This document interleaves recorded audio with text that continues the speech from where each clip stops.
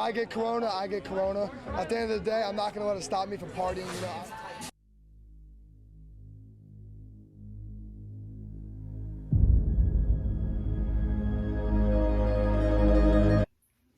Wait, what did he say? That his partying is going to stop no matter what? That's what we're going to talk about today. When is it right to sacrifice your individual rights for the collective? All right, so let's go all the way back to the old school. I mean, the real old school.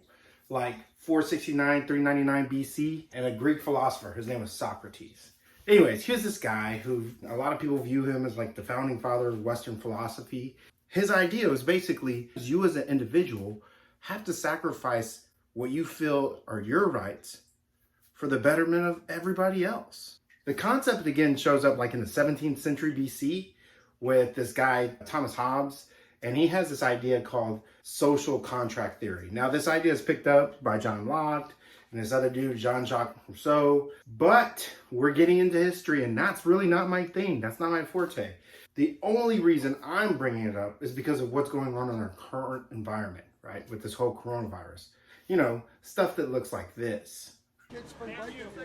Like, it's really messing up with my spring break. What is there to do here other than go to the bars or the beach, and they're closing all of it? It's really messing. I think they're blowing it way out of proportion. I think it's doing way too much. Is it being blown out of proportion though? Are we doing way too much? As of the time of this recording, here are the numbers. Now, I know this is a bit unfair because since the time that she recorded that and said all that stuff to the time that I'm talking to you right now, things have gotten a lot more serious. But my point is that because of this nonchalant attitude, we are where we are now. However, she and all the other spring breakers, they're not the only ones to blame. In Florida, there was a pastor who was actually arrested because even after Florida said, hey, there's a stay-at-home order, he encouraged his congregation to come meet.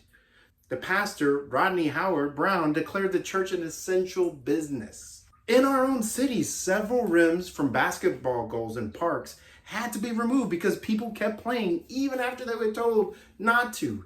It's not that they can't be compliant, it's that they're choosing not to be.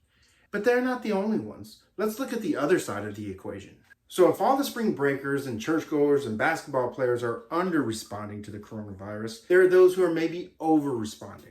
Like the people who buy 10 million rolls of toilet paper or sanitizer or even masks. This all goes back to what Socrates and Hobbes would have referred to as the greater good. The greater good. We've been waiting for Miami spring break for a while. About 2 months we've had this trip planned. 2-3 months. So we're just out here having a good time. Whatever happens, happens. With the bars being closed, you know, we'll find alternatives. Unfortunately, it does suck that the bars and restaurants are closed, but we'll find ways out for it. Welcome to Miami. Welcome to Miami. I'm from New Orleans. I mean, it sucks, but we're gonna make the best of it. We're enjoying ourselves. It sucks, and I'm from New Orleans, so this really sucks. However, we're gonna enjoy ourselves. We having day parties all day. It's my birthday, St. Patrick's Day. Turn up. You're doing us bad. We need a refund. This virus ain't that serious. It's serious. It's more serious things out there like hunger and poverty, and we need to address that.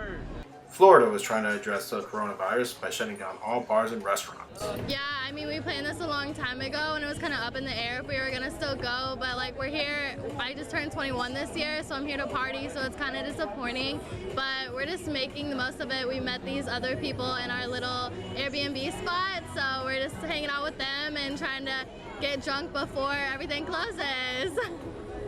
Everything's closed. A lot of restaurants are doing to-go food, and they're serving just the hotel guests. So they can obviously order food to the rooms. The beaches are closed from 5th Street to 14th. Everything's been closed for the last couple of days now, and that might be for a longer period of time. When making decisions for the greater good, the individual has to sacrifice their individual rights. Something most of the people in this piece seem incapable of. Perhaps because they don't quite understand the ripple of their actions. Think of it like dropping a pebble into the water, right? There's an impact where the pebble hits the water, but it creates ripples, and those ripples then have an effect on other things. Many of these kids are putting older people in danger physically, not to mention the doctors and the nurses that have to treat people and who are putting themselves in harm's way simply by doing their job. Why? Why are they putting all these people in danger? Because they want to have their spring break. But then again, think about this. How does this affect you? Because guess what? It does. The longer people are unwilling to isolate themselves, the longer the virus will last, which means the longer people will be unable to work, which that in itself could be catastrophic to the economy. It's not that difficult. Just stay home. I know the idea of sacrificing your rights so that society can do well seems strange, but we've done this numerous times before. Rationing was a big thing during World War II.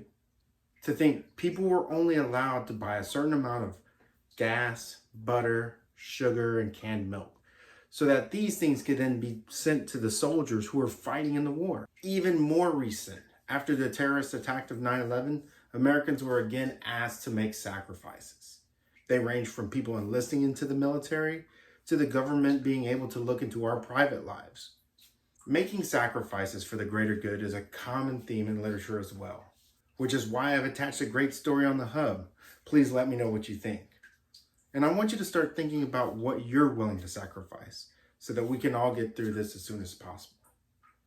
Thanks again. I'll see you next time.